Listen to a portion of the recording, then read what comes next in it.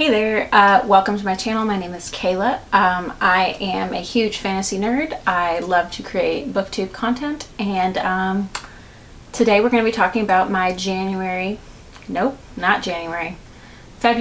going to be talking about all the books I read in February. So there's a few books that I read this month that I'm actually using for another video, so I'll just go over them a little bit. And when I finish filming the video that they are for, I will link them in the eye on this video if I remember. Otherwise, I don't know. I'll tell you which ones they are. And if you actually care, then keep an eye out for that. But anyway, moving right along. So the first book that I finished this month was Thunderhead by Neil Shusterman. This is the second book in the arc of Scythe, and I gave it 4 stars. I like this book a lot. I know a lot of people think the first book is the best or prefer the first book in this series the best, but I actually like the second one better than the first one. If you're not familiar with this series, essentially the world has overcome sickness, disease, death, all of that, and so in order to control the population, there's these people called scythes that go around and kill people. It's in the future, takes place in North America, which is, you know, mid-America, Chicago, I don't know. Either way, it's America. And the 2 characters that you follow initially go through training and stuff like that, and in Thunderhead it picks up, I want to say it's like a year after Scythe, and in general I'm not going to talk about the summary of the book so I don't spoil it, but it's a lot more dark and gruesome, and there's some really emotional moments in it, which if you've watched any of my videos, I seek those out. Like, I like to be emotionally destroyed by books, and this book got me. The ending in particular I think was just violent and emotional, which are 2 words that will just hook me into a book. If you're like, this book is like everybody dies and basically it's really violent and like you would never want to visit there, I'm like, okay, I would like to read that book. So following that book, I read The Toll, which is the final book in the arc of Scythe, and I actually did not like this book, and I gave it 2 stars. I just did not like it, and this is one of the books that I'm saving for another video, so just know that a negative review is coming if you're into those kinds of things. But yeah, I really didn't like this book for quite a few different reasons. Next, I read Dark Dawn, which is the final book in the Nevernight Chronicles by J. Kristoff. I gave this book 5 stars. I love this series. The second one, God's Grave, is actually my favorite, mostly because I love Rome and the gladiator Colosseum type battles that take place in that book. Obviously are super reminiscent of that, and so I just loved that one. But this book was pretty freaking awesome.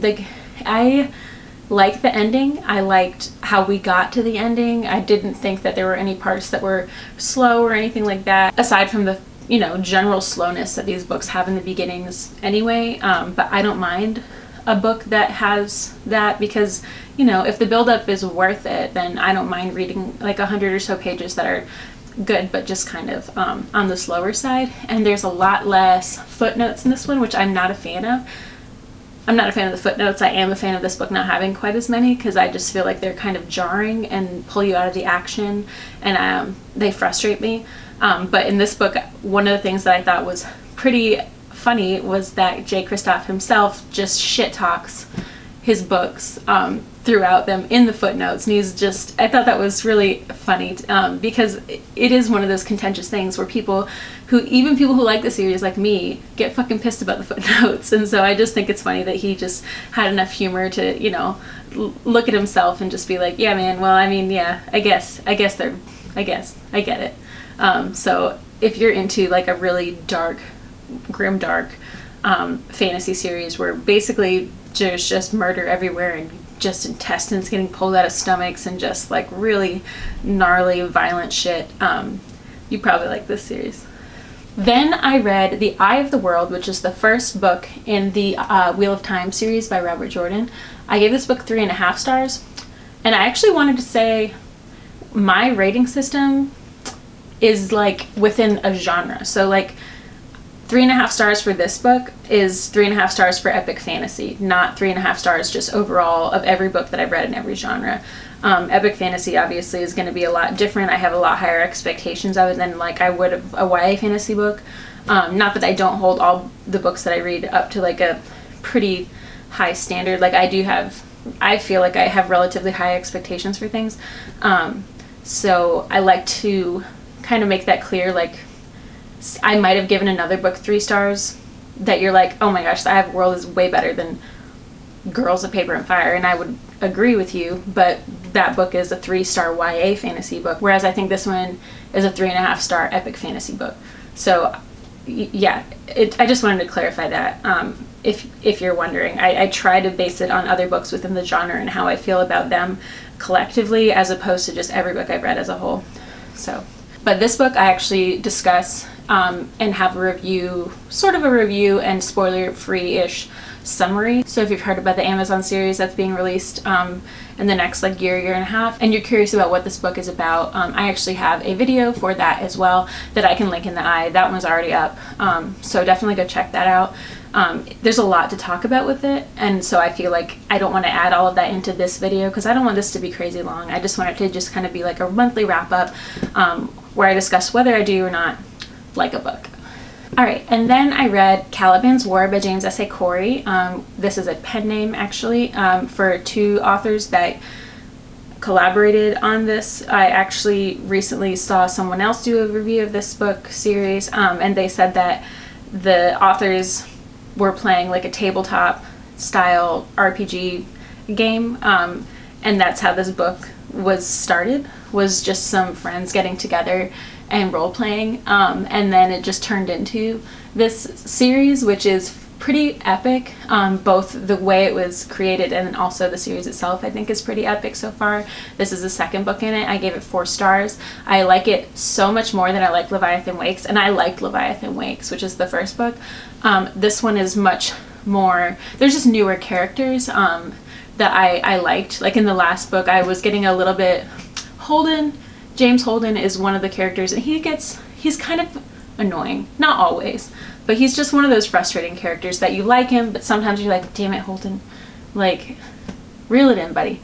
And I don't know, but you have to have characters like that. I don't hate him, I just get frustrated with him. But Avasarala is a character in it, Christian Avasarala, and she works for the UN, and I loved her. This book has a lot of politics, which I really love. There's a representative government body for each different like section of the universe or planet. It's like the UN, which represents Earth, and then Mars, the people from Mars, and have their own government. And then there's the OPA, which is the Outer Planet Alliance, and they're kind of like a militia style government, essentially. Not militia, kind of like militia. Basically there's no representation for the outer planets and the people that live in the astro belt, and so this is just like a coalition of people that want representation for people that aren't under the protection of the UN or of Mars. So these 3 governments are basically fighting over this thing called the protomolecule, which is like an alien sort of molecule that could be potentially used as a bioweapon, and that's the premise of the first book, and that follows over into this book as well. So great read. If you're into sci-fi, I think you would like this book. If you've never, it's definitely hardcore sci-fi, I feel like if you, I personally like it, but if you're reading like Illuminae and you're like, oh, I want to read this, it's not anything like Illuminae. You know what I mean? Like Illuminae is much more character-driven sci-fi, with more of like the YA type romance involved in it, whereas this one is not. It's much more plot-driven. It's much more political, and much more just overall. It's just more intricate. I want to say there's like 8 or 9 books, so obviously it would have to be. But yeah, great book. Okay, and the last book of this month was Children of Blood and Bone by Tomi Adeyemi. I believe is how you say her name. I could be butchering that. I'm not sure. But this was my book club's pick for this month. We picked a book by a Black author for Black History Month. So this is the book that we voted in, and it won. I am giving this book 3 stars. I'm like 100 pages out from finishing it. I know I'm going to finish it today. That's why I'm including it in this video. So I actually don't know how it ends. Tentatively, I would say 3 to 3.5 stars. I don't think I would go much higher than that. And My reason being that even though the world in this I think is really gruesome and interesting, the magic system, same thing, really interesting. I would say the writing style of it is pretty juvenile, and I think that if this series had more elevated writing, I might actually bump it up to a 4 or 5 star read. I have that much. I just think that there's a lot going for it. So it's a fictional world based on Nigeria. And so the characters ride like these giant lions and leopards, and they have this magic that's based on the gods. And so like Sky Mother is like basically the Zeus of the gods, like the mother of the gods though. So she's like the highest deity essentially, and then there's all these lesser gods that are almost like elemental, and so each of the magic wielders have different powers and that correlate with these lesser gods. So diviners are a group of people that have like white hair, and the magi are diviners that can wield the magic, that have magic abilities. So Zaylee's Reaper power is going to essentially help her awaken these dead spirits to create like an army basically to fight for her. Really cool concept. And then all the other magics are really interesting too. I've only seen like one other type I think so far, because magic has been wiped out from this like raid that happened that killed a lot of the adult magi. So basically no one knows like how to utilize the magic anymore, because only the children were left, the children of blood and bone. So yeah, it's a really cool concept. That's why I can't stop talking about it. I just feel like it was lacking in the writing. It's very repetitive. They're always talking about things, shaking them to their core, you know, like things like that, like a lot of repetition in phrasing. And then also it is very tropey. Like there's a lot of tropes in it, which I don't mind if they're executed well. There's something familiar about a trope. I did read, you know, the Calibans War and the Eye of the World, so going back and reading this definitely, I think, probably made me look at it and feel like it was much more juvenile, but it also was kind of refreshing as well to switch to something that was a little lighter and easier to read. So I guess there's ups and downs to it, but overall I like it. I'm not going to continue the series most likely. I don't like it that much, but I've enjoyed it. So those are all the books I read this month. I wanted to read a few more. There's one that I plan on reading, Sabriel by Garth Nix, and I started it, but I'm reading 3 books right now, and so I didn't finish Sabriel because I kind of read kind of by mood. So if I read multiple books at the same time, I'll still am a mood reader. I'll pick up the one that I'm drawn to the most, or the one that I feel like reading at that time. And so this month, so I'm reading Sabriel, The Hobbit, and Children of Blood and Bone, obviously, and I'm most drawn to The Hobbit. But Children of Blood and Bone is my book club book, so I have to finish it. So I've been pushing to finish that one first before I finish The Hobbit, and then hopefully after that I will get back to Sabriel. So that is it. Thank you for watching. Stay tuned, and there'll be more to come.